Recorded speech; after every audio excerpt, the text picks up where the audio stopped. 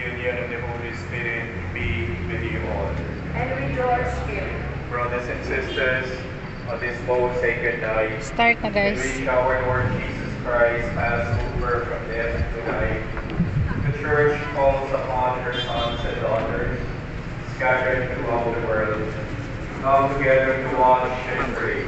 Diyan mo lang, may To tukunin repeat ako. the memorial of the Lord's Paschal solemnity in this way, listening to His word and celebrating His mysteries, then we shall now the sure hope of sharing His triumph over death and living with Him in God. May upuan pa ba? Let us pray. Huwag lang po natin ito. Hindi daw pwede dito. God, Sa paring mamaya. who through your Son bestowed upon the faithful the fire of your glory, sanctify this new fire, we pray, and grant that by these Paschal celebrations we may be so inflamed with heavenly desires that we minds made pure, we may attain festivities of unending splendor through Christ our Lord. Amen. Christ, yesterday and today, the beginning and the world.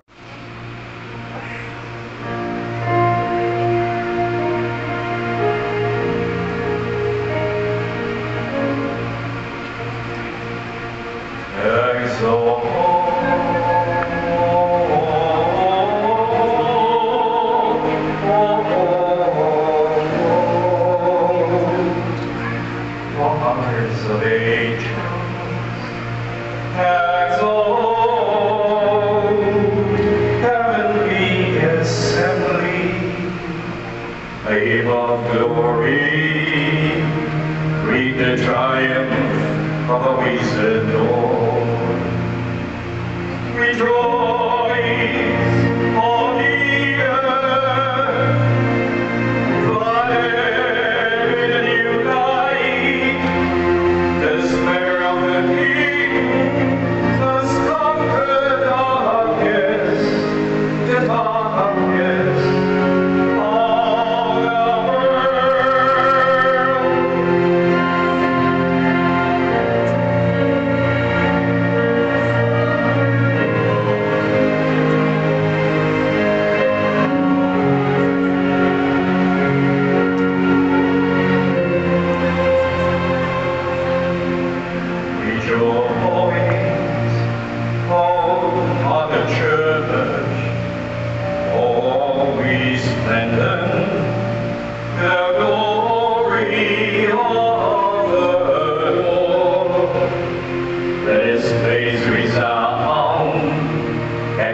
the song of the people in thee.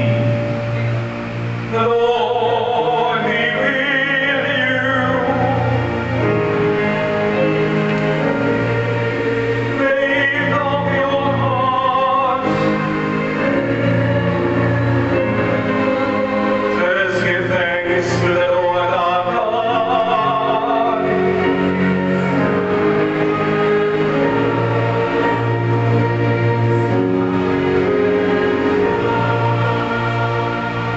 It is truly right and fitting to express singing the great joy in the Spirit and to praise the all-powerful Father and His Son, Lord Jesus Christ.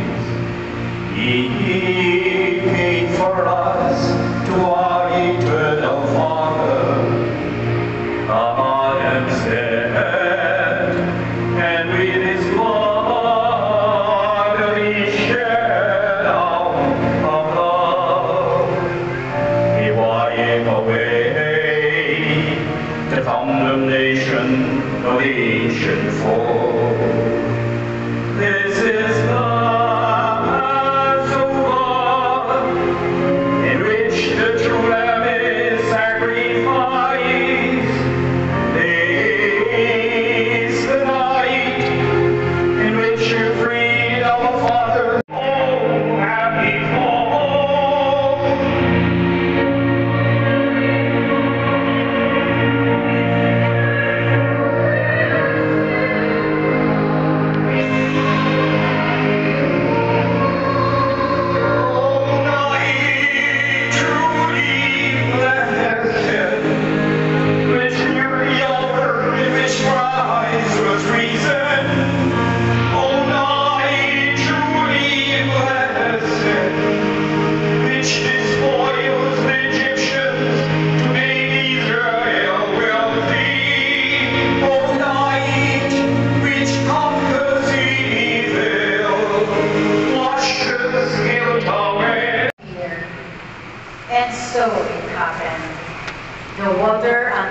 nahimatay. was gathered into its Sige lang, walang places. opo dyan. Abantayin And the dry land Titingin ko doon, appeared. baka pwede doon. God called the dry land So guys, may nahimatay pa. the basin of the Ayun. water he Kinuha called na. the sea. God saw how good it was. Then God said, let the earth bring forth vegetation, Ganda pala nakatayo. every kind of plant that bears seed, and every kind of fruit tree on earth that bears fruit with its seed in it. And so it happened. The earth brought forth every kind of plant that bears seed, and every kind of fruit tree on earth that bears fruit with its seed in it. God saw how good it was. Evening came and morning followed, the third day. Then God said, let there be lights in the dome of the sky to separate Dami day tao sa from labas. night. Puno. Let them mark the fixed times, the days, the years, and serve as luminaries in the dome of the sky Ay, to umupo shed dyan. light upon the earth. Para. And so it happened. God made the two great lights, the greater one to govern the day, and the lesser one to govern the night, and he made the stars. God set them in the dome of the sky to shed light upon the earth, to govern the day and the night, and to separate the light from the darkness. God saw how good it was. So, wala pang Evening ilaw came and kasi morning ano pa lang siya. followed the fourth day. Then God said, let the water teem with an abundance of living creatures. And on the earth, let birds fly beneath the dome of the sky. And so it happened.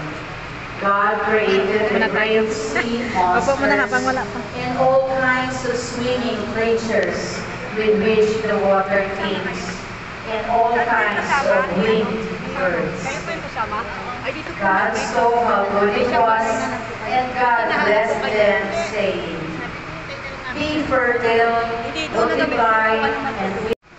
There you shall offer him up as a holocaust on a height that I will point out to you. When he came to the place of which God had told him, Abraham built an altar there and arranged the wood on it. Then he reached out and took the knife to slaughter his son. But the Lord's messenger called to him from heaven, Abraham, Abraham. Here I am, he answered. Do not lay your hand on the boy, said the messenger. Do not do the least thing to him. I know now how devoted you are to God, since you did not withhold from me your own beloved son. As Abraham looked about, he spied a ram caught by its horns in the thicket. So he went and took the ram and offered it up as a holocaust in place of his son. Again, the Lord's messenger called to Abraham from heaven and said, I swear by myself, declares the Lord, that because you acted as you did, in not withholding from me your beloved son, I will bless you abundantly and make your descendants Madilim. as countless as the The swans you swore, grant we pray, that your peoples may enter worthily into the grace to which you call them. Through Christ our Lord.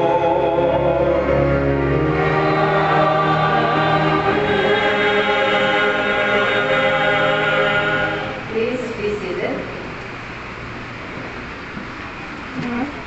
Andiyan na? Wala, nagtago na ata yun. Nagtago na hinintay mo. A reading from the book of Exodus.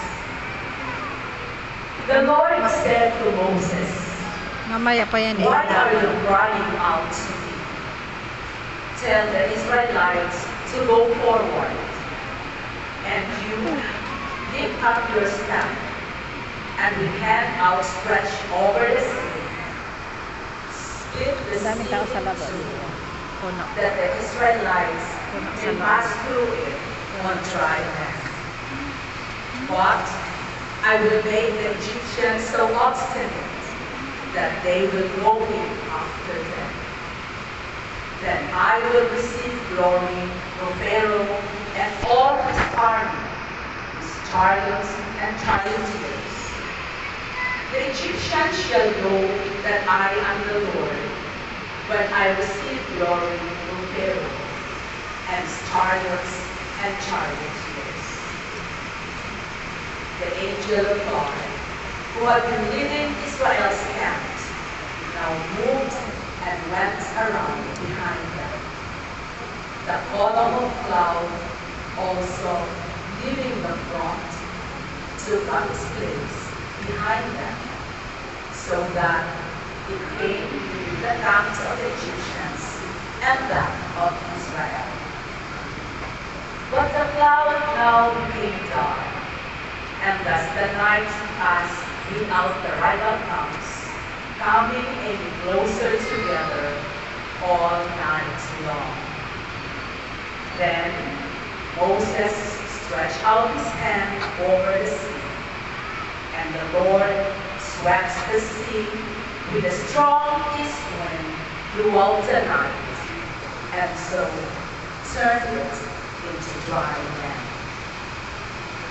When the water was thus divided, the Israelites marched into the midst of the sea on dry land, with the water like a wall to the right and to the left. The Egyptians followed in pursuit. All Pharaoh's forces and chariots and charioteers went after them, right into the midst of the sea. In the night watch, just before dawn, the Lord passed through the column of the fiery cloud up and of soul. I made your pavements in carnelians, and your foundations in sapphires. I will make your battlements of rubies, your gates of carbuncles, and all your walls of precious stones. All your children shall be taught by the Lord, and great shall be the peace of your children. In justice shall you be established, far from the fear of oppression, for destruction cannot come near you. The word of the Lord. Thanks be to God.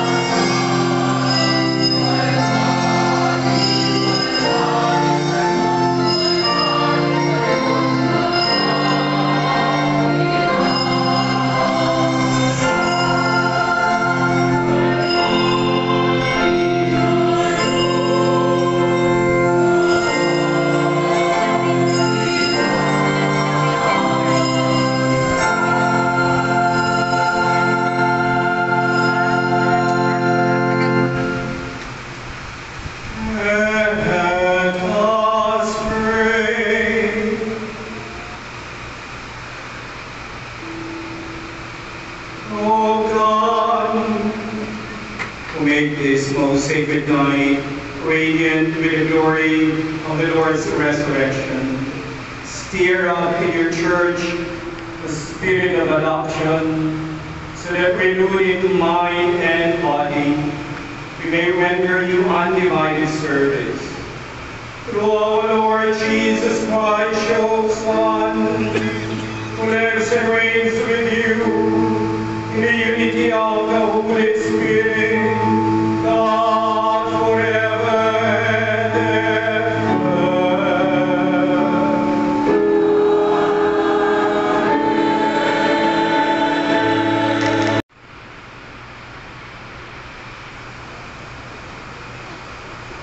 At daybreak, on the first day of the week, the women who had come from Galilee with Jesus took the spices they had prepared and went to the tomb. They found the stone rolled away from the tomb, but when they entered, they did not find the body of the Lord Jesus. While they were puzzling over this, behold, two men in dazzling garments appeared to them. They were terrified and bowed down their faces to the ground. They said to them, "Why do you seek the living one among the dead? He's not here, but he has been raised. Remember what he said to you when he was still in Galilee. That the Son of Man must be handed over to sinners and be crucified and rise on the third day." And they remembered his words. Then they returned from the tomb and announced all these things to the 11 and to all the others. The women were Mary Magdalene, Joanna, and Mary, the mother of James. The others who accompanied them also told this to the apostles, but their story seemed like nonsense, and they did not believe them. But Peter got up and ran to the tomb, bent down, and saw the burial clothes alone. Then he went home amazed at what had happened. The Gospel of the Lord. Praise to you, Lord Jesus Christ.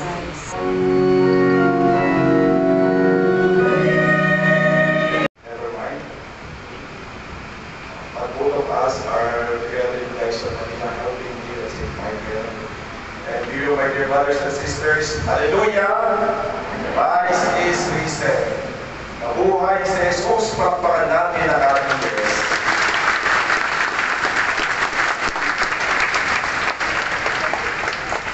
As mentioned, this is the night of all nights, the vigil of all vigils.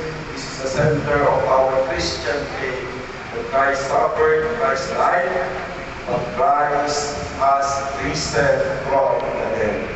I think this is all what we are waiting or preparing for 40 days in Lent. This is what we are all aspiring, that we reach this night, that we celebrate the glory, the victory of Christ. Kaya nga, itong gabi ito ang pinakamahalaga sa lahat ng gabi. Itong gabi ito ang nasabi natin turo ng ating pananampalataya bilang Kristiyano. Itong gabi ito ang pinakamahalagang pagdiriwang sa Santa Iglesia. Dahil ngayon ay gabi kung saan si Jesus ay muling nabuhay. And in this Easter celebration, in this Easter Evangel. It is giving us not only the hope, not only the joy, not only the aspiration to belong to Jesus, but this is the night that we will say, doubt is no more. We have faith in Christ. Easter is telling us that despair is no more, but we have hope to believe in God. The posting Easter removes sadness and gives us the reason to have joy and to be happy. Kaya ito yung ating pinagdiriwang ngayon, na ang Pasko ng muling pagkabuhay ay nagbibigay sa atin ng dahilan para tayo ay manampalataya. Ang Pasko ng pagkabuhay ay nagbibigay sa atin ng tunay na pag-asa sa ating buhay. Ang Pasko ng pagkabuhay ang tunay na dahilan kung bakit tayo masaya ngayon. Pero nakikita ko yung mga mukha na katabi ninyo. Patingin yung mga mukha na katabi ninyo. Tunay ba masaya sila? Pagod na kayo? Pagod na ba kayo? Tuloy na lang. Kailangan natin ang Diyos kailanman hindi nabago sa ating lahat. Amen? Amen. And the first thing that we have learned is Easter is the reason for us to have faith. Kaya nga, kung wala daw po paggabi dito, wala tayong dahilan bakit tayo narito ngayon. And even St. Paul mentioned that without resurrection, our preaching is in vain. Walang kwenta ang aming sermon. Kung wala ang resurrection, our faith is in vain. Sayang ang ganda ng simbahan ito. Dapat wala na tayo dito ngayon. But Christ is truly risen. And we can see in all our readings for today, it is only pertaining to the event that Christ will truly risen. When we're studying Christology in our seminary, our professor is always telling us that Christology is really about the resurrection of Jesus. More than studying his humanity or divinity, Christology should always focus that Christ has fully risen. It's an event that cannot be denied. Ang muling pagkabuhay ni Kristo ay tunay na nakakalaban sa kasaysayan. And it is not a fiction, it is not a myth. Kaya kung titignan natin, there are many events, there are many things that we are assured that resurrection truly happened. First, in our gospel reading today, the empty tomb is telling us that Christ is truly risen. Alam po natin sa kasaysayan, nakita ang krus ni Kristo. Alam natin sa kasaysayan, nakita ang maraming ebidensya, pero hindi nakita ang katawan ng Diyos. Maraming nasabi pa kanina araw, baka kinuha ang gabi, pero alam natin, ito ay hindi nang nawala dahil si Jesus ay muling nabuhay. That's why every tomb is always a reason for us to believe in resurrection. The second thing that is giving us the reason that resurrection is an event, it is because of the martyrdom of the apostles. Namatay lahat ng mga apostles. Alam natin, hindi lang si Pedro nagsabi si Jesus ay muling nabuhay. Sa gitna ng kamatayan, alam natin, ang mga apostles ito magsasabi ng katotohanan. But none of them, lahat sila namatay. Pero lahat sila nagsabi na si Kristo ay muling nabuhay. It is true that all of their accounts is telling and pointing that they are denying that resurrection is truly an event. The third is the change in the life of the apostles. Nung muling nabuhay si Jesus, lahat sila nagbago. Alam natin si Tomas mula sa pagdudulang, nabuhay si Jesus. Alam natin na muling nabuhay si Jesus, si Pedro na nag-deny. Alam natin, siya ay bulakas na sabi si Jesus ay muling nabuhay. At lahat na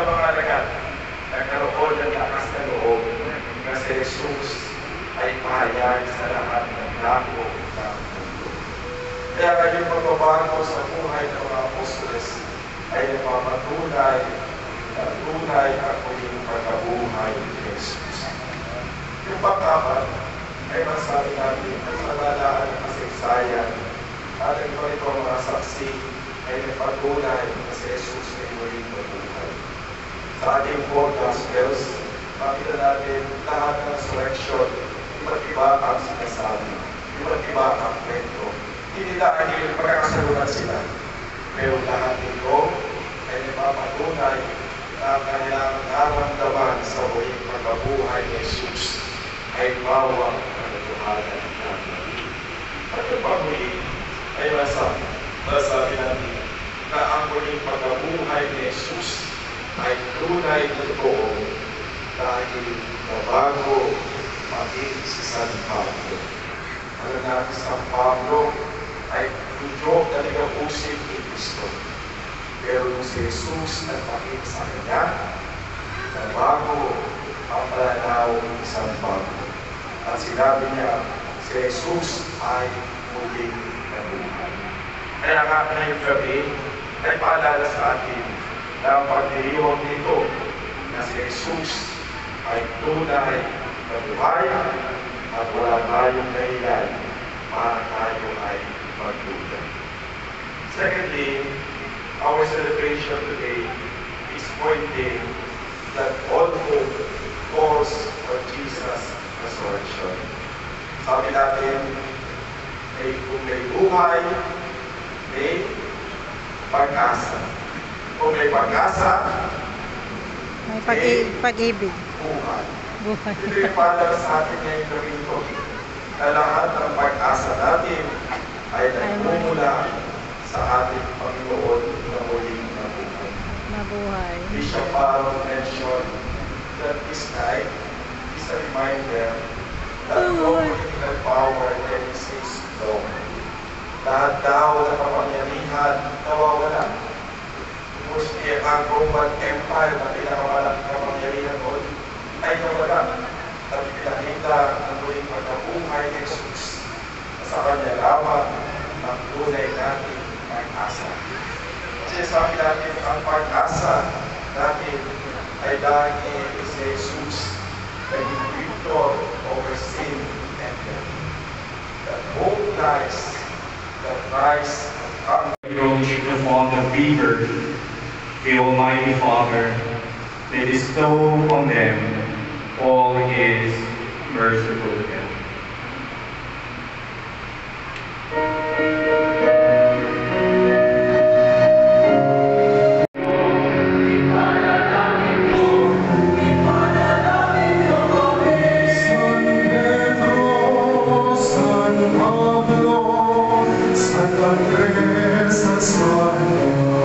Ipanalang ito,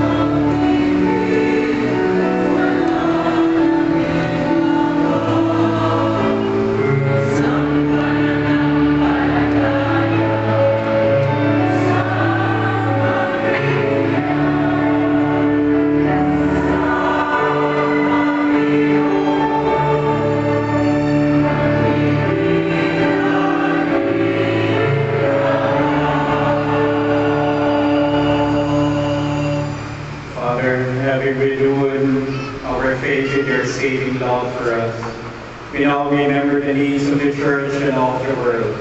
With Easter joy, we pray, risen Lord, hear us. Risen Lord, hear us.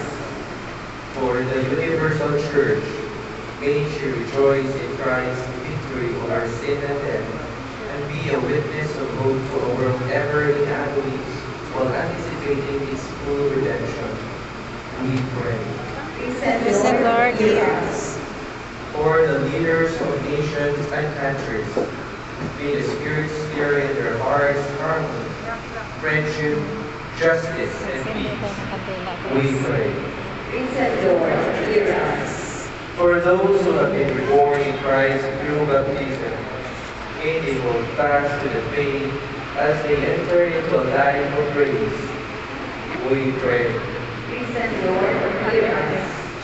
For all of us who rejoice in the peace of the Lamb, may our participation in Jesus' paschal mystery inspire us to live the life according to the gospel. We pray. Risen Lord, hear us. For those who have died in the joyful hope of eternal So life, it's time the candle. may they be found rejoicing in the reign of heaven. We pray. Risen Lord, hear us. Let us pray for the urgent concerns of our community and our personal intentions. That's mine.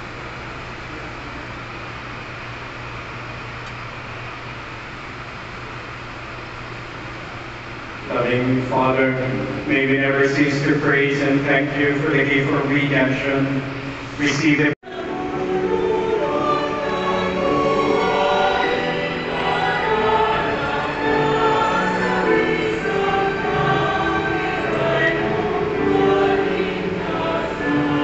Sabi na masunog yung sa akin.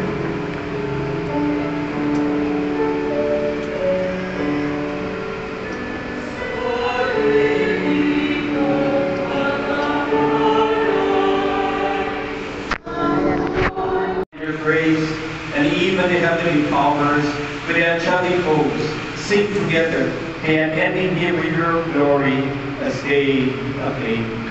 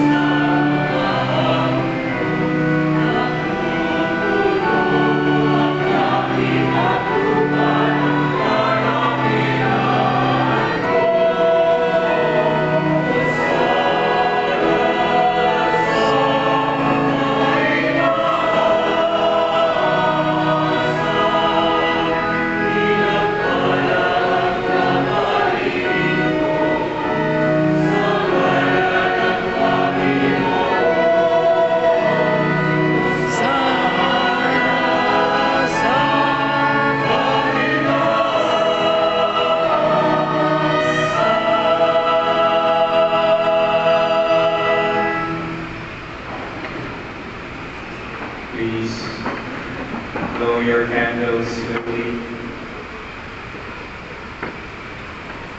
Please extinguish your candle.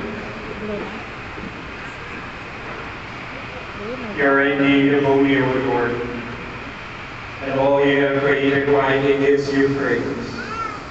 For through your Son, our Lord Jesus Christ, by the power and the working of the Holy Spirit, to give.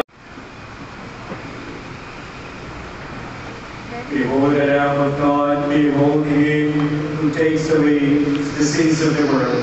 Blessed are those who go to the supper of the Lamb. Lord, I am not worthy that you should enter under my roof, but only say a word, and my soul shall be healed.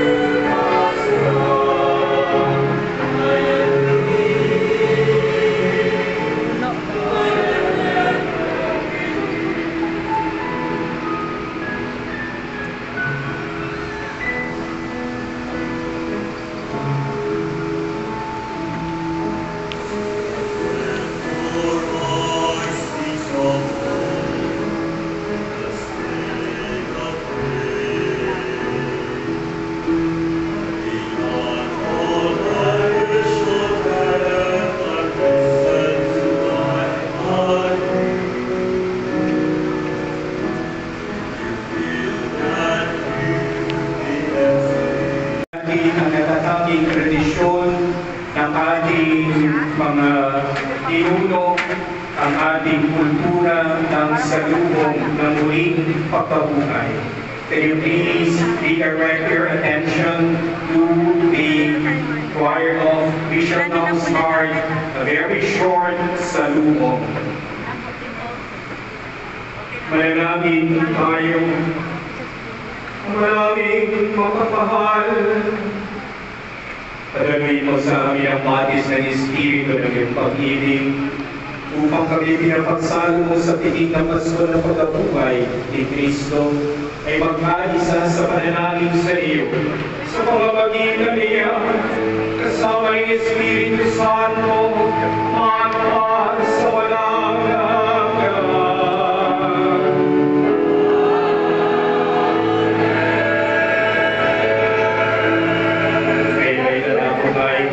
Liturya ng ating salubong, ating pakinggan ng liturya na susundan ng pagpasok ng ating mahal na Birheng Maria sa pagsasalubong niya sa ating Panginoong Yesu Cristo na muling nabuhay.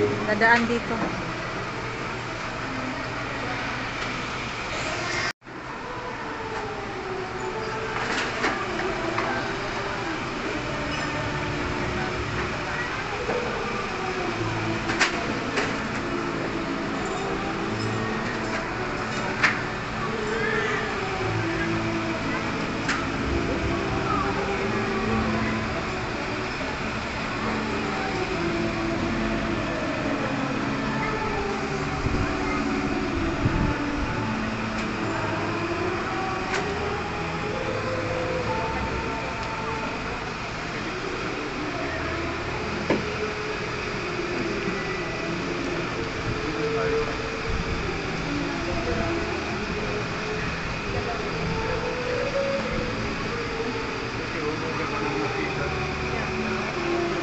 Ayan, no? Nag-aapakan sila.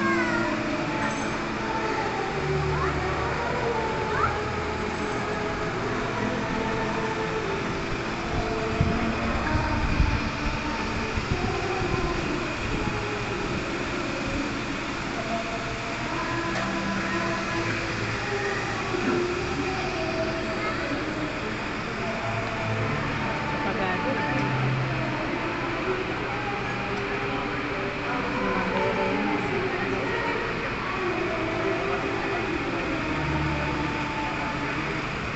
Ito daw ang Mary.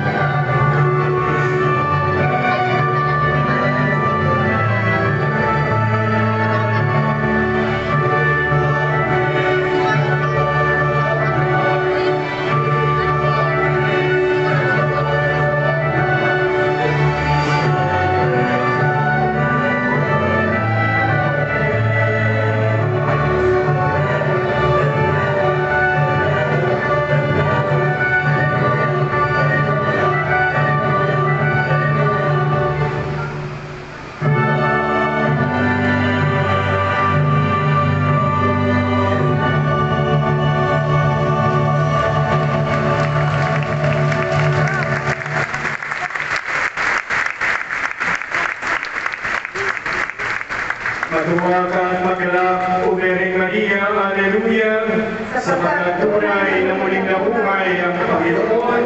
Hallelujah! Hallelujah! Magandang gabi po sa inyong lahat. Sleep tight and good night.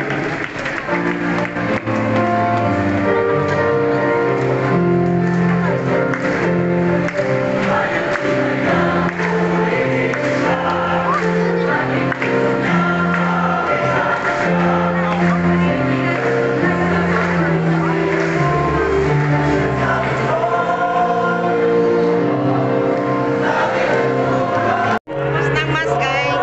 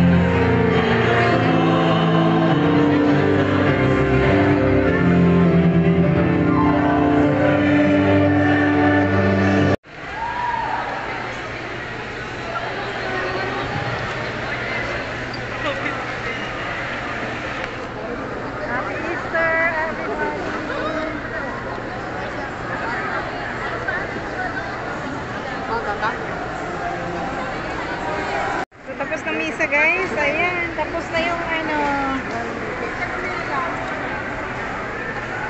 Halina kayo. Sinaano pa? So, Ano ko tinawag mo? Ayan na, tinawag ko na sila.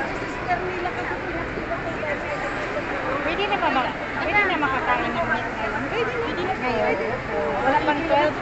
Pwede pa yun? Nagano na ng aliluya. Ah, okay. Kasi parang gutom na yun. Sige po. Okay, thank you. So, bye-bye na, guys. Tapos na yung ano. Easter Mass. So, dito tayo sa labas. Nagtanong ako kung pwede kakain ng meat. Kasi gutom kaya ako. Pwede na kakain ng meat. Nagganyan na, hallelujah, hallelujah. Nakasaw ko flowers. Palitan rin gumamila. Tapos na. Tapos ng mas. Nasana yung mga nagbinta ng mga sampagita. Wala. Hello, wala. Ay, wala. So, bye-bye na, guys. Tapos na yung misa. Mag-ano na ako ng ano. Mag-book na ako ng Grab. So, ayun. Yun. That's the video in the Holy Night.